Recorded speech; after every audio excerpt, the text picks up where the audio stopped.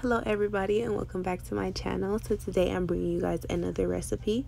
If you want to learn how to make shrimp Alfredo, stay tuned.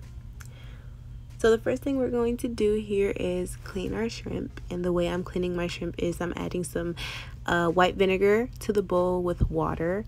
I don't have a measurement, so just kind of eyeball it. And you're going to clean your shrimp 2 to 3 times until your water is clear, okay, just like that. And then what we're gonna do from here is cut and peel and devein the shrimp. And this is the technique I'm showing you. So you're just gonna cut the back of the shrimp straight down, peel the skin of the shrimp back, and you should see its veins or poop, I don't know what that is. And yeah, you're just gonna rinse it off in your bowl, or I do it in my sink under cold water. And yeah, you're just gonna repeat the whole process with every single shrimp in the pot. You can see here how I am pulling off the veins on the side of the shrimp, and that's what you're going to do for every single shrimp. And when you're done, you're gonna drain the shrimp, and then we're going to put the shrimp to the side and pat the shrimp dry.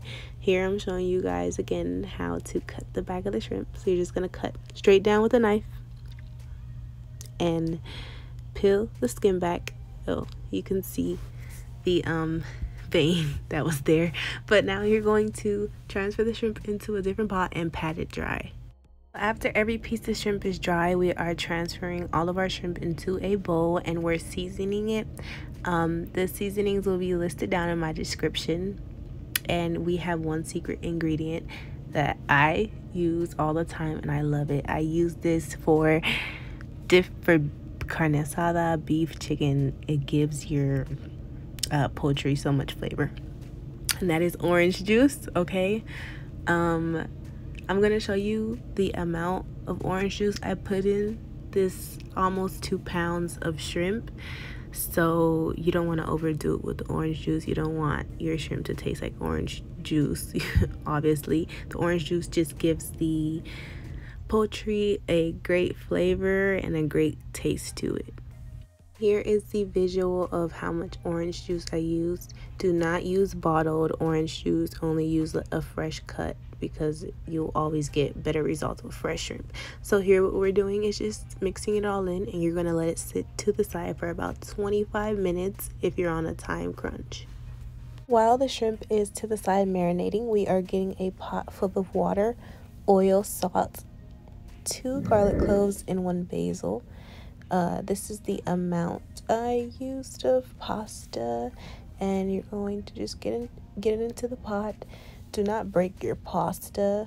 I mean, I guess only if you have to, but I don't recommend breaking your pasta in half. Just kind of move it with the fork and get it in there, and eventually the pasta will settle in. It will start to soften. What we're doing here is bringing a skillet to high heat and adding in avocado oil into the pot, and we are going to let that heat up. In the meanwhile, you want to cut 2 garlic cloves and half of a shallot. My shallot was pretty big, so it just depends. Shallots are usually small, so if you have a small shallot, then just use the whole shallot. After your pot starts to heat up, I'm adding in a basil, because basil just gives pasta so much flavor, and I love basil and it's healthy, so why not? Then you just want to start adding in your shrimp. While you're adding in your shrimp, you want to make sure you're kind of moving it around to make sure it doesn't stick on the skillet. And you're going to cook your shrimp for about 4 to 5 minutes, depending on, I have it on high heat, so I ended up cooking it for 5 minutes. Do not overcook your shrimp, because you don't want your shrimp to be rough, rubbery. You want your shrimp to be soft, tender, juicy. You know what I mean.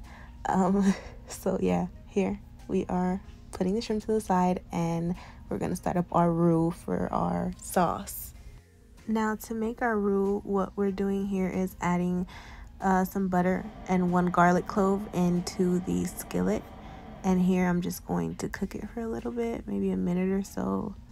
After that minute, you want to add in 1 1/2 cup of heavy whipping cream, and stir that up, and you want to let it come to a boil. Once the heavy whipping cream comes to a boil, you want to turn down the heat to low and let it simmer. And I also added 2 more basils.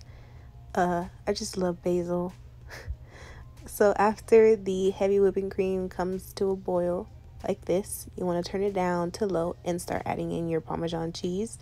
I don't have a measurement. I think I literally just added a cup of cheese into there, and that is what makes the roux thick and creamy.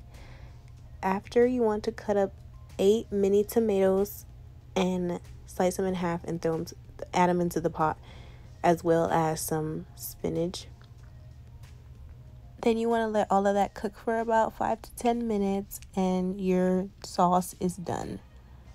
I forgot to mention that I did season the cream sauce a little bit with some Creole seasoning and black pepper, just because I felt like it needed a little bit of season to it, but if you don't want to, then that's fine. Here I'm just making some buttery garlic toast, and I have a baguette bread here, and I have made my own butter. If you guys want a recipe on my own Parmesan parsley butter, garlic butter, then I can give you guys a video on that, so just let me know. And here I'm just going to cut my baguette up, season it with the butter, and throw it into the oven at 375 for 10 minutes.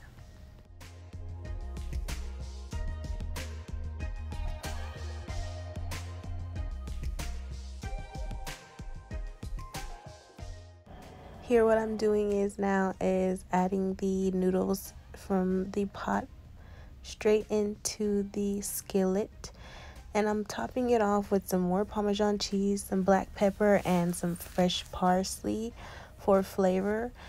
Taste as you go, you know. Like I said, I kind of eyeballed it here, so I always add in if I feel like I need some more seasonings. And this is the finished product, you guys. I hope you guys love it. And if you guys have any questions, feel free to comment down in the comments.